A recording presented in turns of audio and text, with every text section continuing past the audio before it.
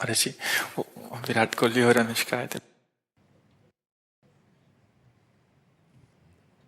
विराज बैठ प्रसन्न हो। जी अभी ठीक। हाँ, नहीं, ठीक ही रहना चाहिए। हम आपको अपने प्रभु का विधान बताते हैं थोड़ा सा। जब प्रभु किसी पर कृपा करते हैं, ये वैभव मिलना कृपा नहीं है, ये पुण्य है। पुण्य से एक घोर पापी को भी देखो, पाप करके भी उनका कोई पुण्य है जिससे वो सुकृत पूर्व के सुकृतवश चल रहे हैं, नया पाप है। ये वैभव बढ़ना या यश बढ़ना, ये भगवान की कृपा नहीं मानी जाती। भगवान की कृपा मानी जाती है अंदर का चिंतन बदलना, जिससे आपके अनंत जन्मों के संस्कार भस्म होकर और अगला जो है वो बड़ा उत्तम होगा। अंदर के चिंतन से होता है, बाहर से कुछ नहीं होता। महत्व अंदर का चिंतन। अच्छा, अंदर का चिंतन हम लोगों का स्वभाव बन गया बहिर्मुखी। बहिर्मुखी मतलब बाहर, बाहर यश कीर्ति लाभ विजय, इससे हमको सुख मिलता है। अंदर से कोई मतलब नहीं रखता, कोई कोई विरला ही अंदर से। अब क्या होता है, भगवान जब कृपा करते हैं तो संत समागम देते हैं, फिर दूसरी जब कृपा होती तो विपरीतता देते हैं, और फिर अंदर से एक रास्ता देते हैं।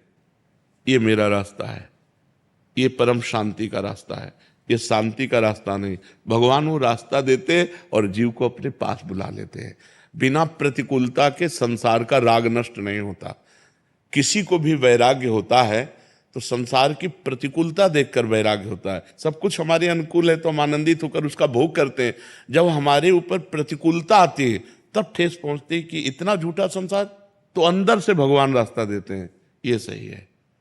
भगवान बिना प्रतिकूलता के इस संसार को छुड़ाने का कोई भी औषधि नहीं रखी। आज तक जितने बड़े महापुरुष हुए हैं, जिनका जीवन बदला है, उनको प्रतिकूलता का दर्शन करके बदला है। तो कभी प्रतिकूलता आए तो उस समय आनंदित हो कि मेरे ऊपर अब भगवान की कृपा हो रही है, कि मुझे सतमार्ग में चलने की प्रेरणा मिल रही है। अगर सतमार्ग छूटा हो, ये सब तो एक सेकंड के लिए आप विचार कीजिए। अब अपना सुधार कर लो, अपने जीवन को सत्य में ले आओ, तो अगला जो होगा वो बहुत जोर का होगा।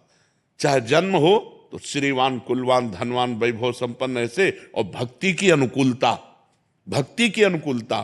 खास बात श्रीवान धनवान कुलवान नहीं, खास बात भक्ति की अनुकूलता। अगर इस जन्म में भगवत प्राप्ति नहीं हुई तो भगवान श्री कृष्ण ने गीता में कहा है कि मेरे भक्त का नाश नहीं होता।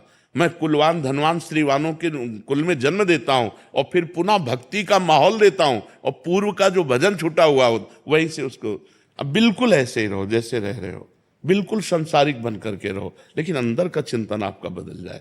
अंदर के चिंतन में आपकी यश की भावना न रह जाए, अंदर के चिंतन में आपको धन बढ़ाने की भावना न रह जाए। अंदर का चिंतन हो जाए, प्रभु बहुत जन्म व्यतीत हो गए, अब एक बार आपसे मिलना चाहती हूँ, एक बार आपसे मिलना चाहते हैं प्रभु, मुझे आप चाहिए, अब संसार नहीं। तो बात बन जाएगी, तो बात बन जाएगी।